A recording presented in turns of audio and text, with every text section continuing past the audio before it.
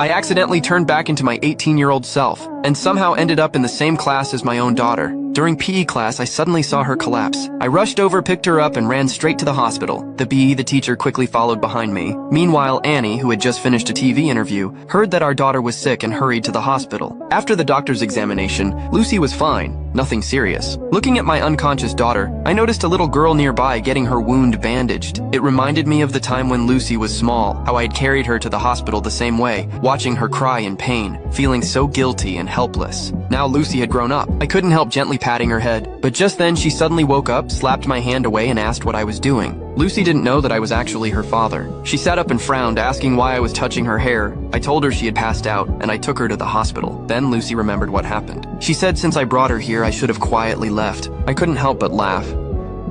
너 딴 남자들한테도 꼭 이래야 된다, 어?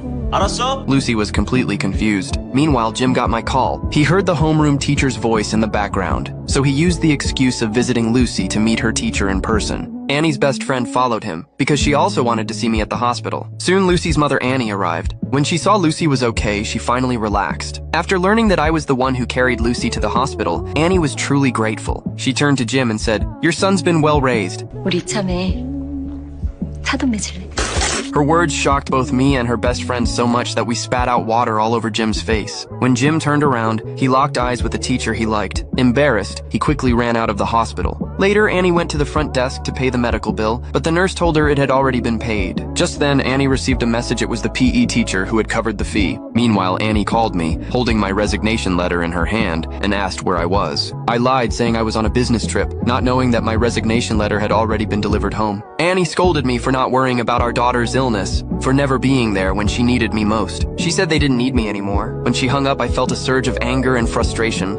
내가 홍대웅인 거 알고도 그런 소리 하나 보자 어디. That's when I saw Lucy complaining to her friends. 우리 아빠는 우리가 필요할 때 없었어. 오늘 같은 날도 안 오는 거. Hearing her words broke my heart. I had always been there for them, yet I was misunderstood again and again. The next day was the final deadline for my divorce from Annie. I still hadn't shown up. Just as the judge was about to announce the decision, my 18-year-old self burst through the door, just in time.